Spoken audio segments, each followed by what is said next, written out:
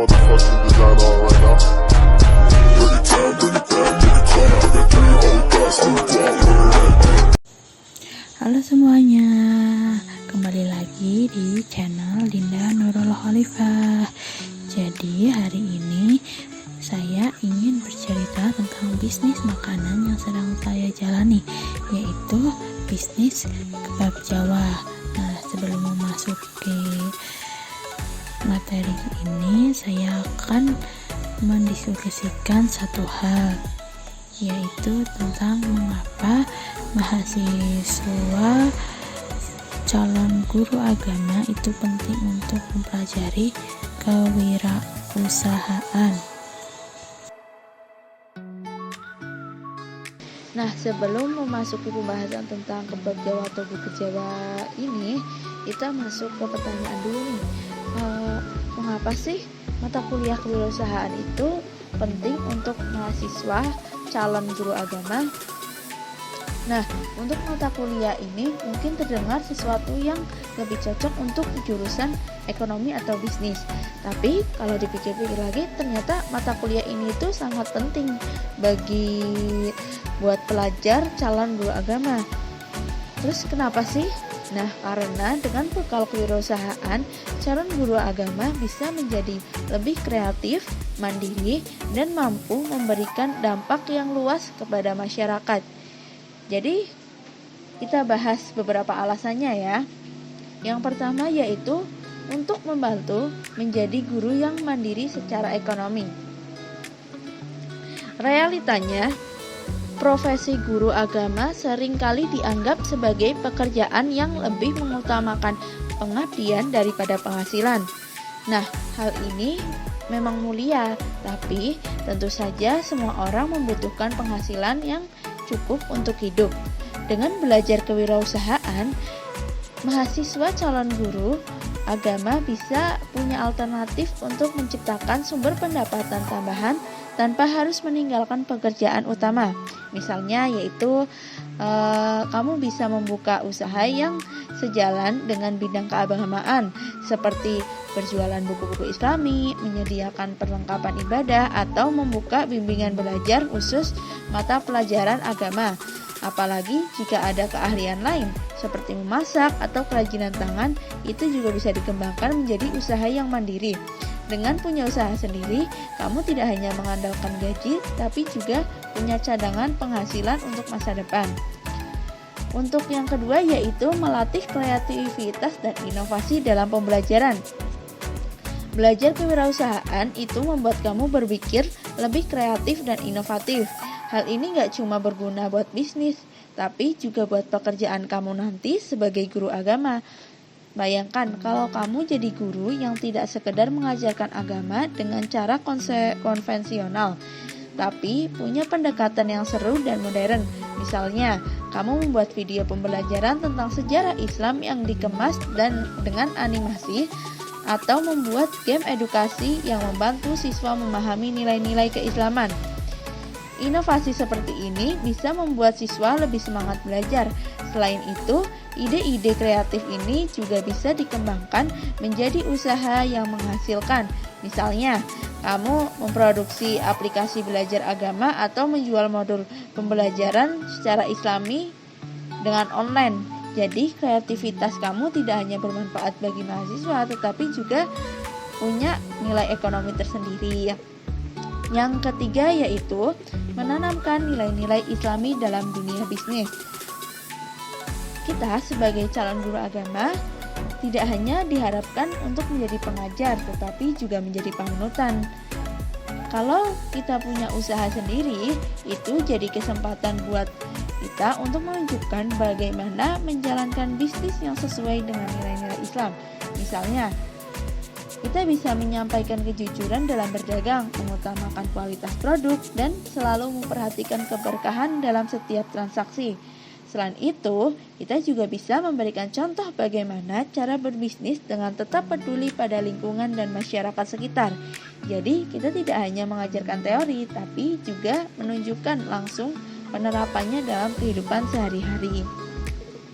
Yang keempat yaitu memberdayakan masyarakat lewat kewirausahaan.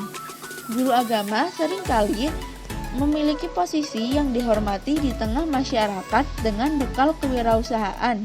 Kamu bisa memanfaatkan posisi ini untuk memberdayakan orang-orang di sekitar kamu. Misalnya, kamu bisa mengajarkan keterampilan wirausaha kepada masyarakat seperti membuat kerajinan, memasak, atau mengelola usaha kecil. Kamu juga bisa membantu orang-orang yang kesulitan ekonomi untuk memulai usaha mereka sendiri. Misalnya, dengan membimbing mereka mengelola modal usaha untuk membantu memasarkan produk mereka. Hal ini tidak hanya membantu masyarakat menjadi lebih mandiri, tapi juga menciptakan lingkungan yang lebih sejahtera. Kamu bukan hanya menjadi guru agama, tapi menjadi agen perubahan sosial yang membawa dampak positif. Yang kelima yaitu menghadapi tantangan di era digital atau globalisasi.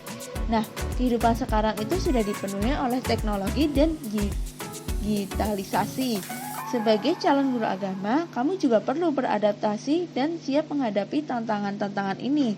Kewirausahaan bisa memberikan kita bekal untuk memanfaatkan teknologi secara maksimal. Misalnya nih, kamu bisa membuka kelas agama online, membuka konten dakwah di media sosial, atau bahkan menjual produk Islami melalui platform e-commerce.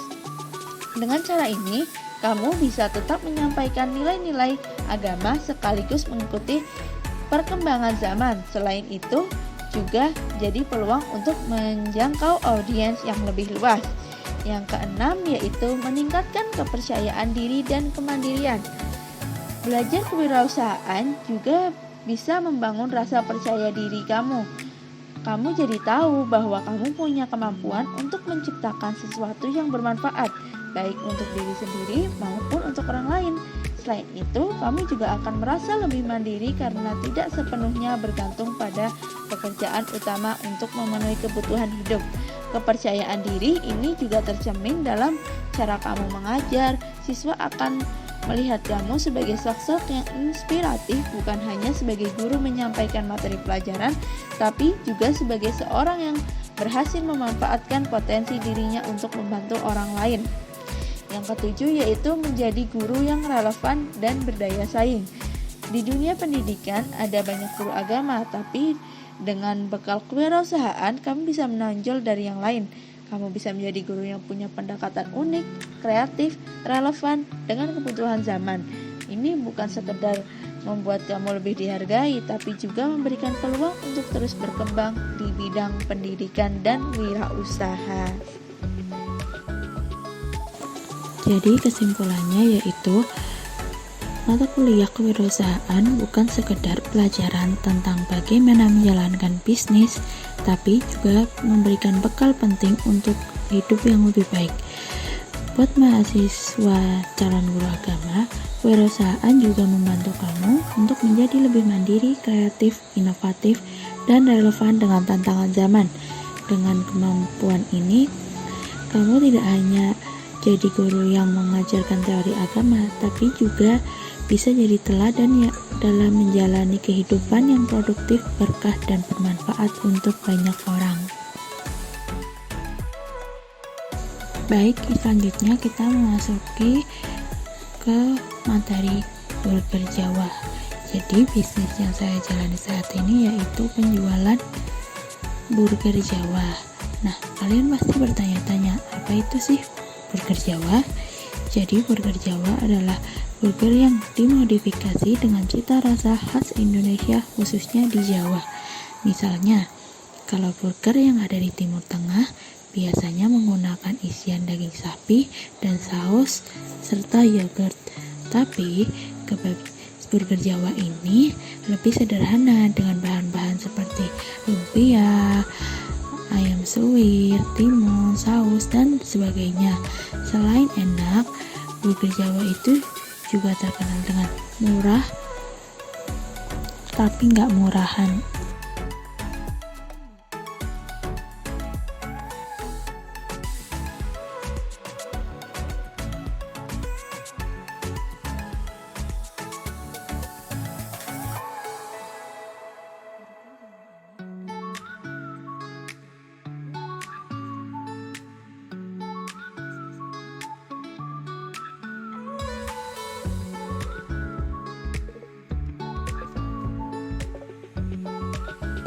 Jadi usaha ini dimulai awal mulanya dari tugas kuliah, yaitu ketika tugas kita disuruh untuk praktik dengan berjualan.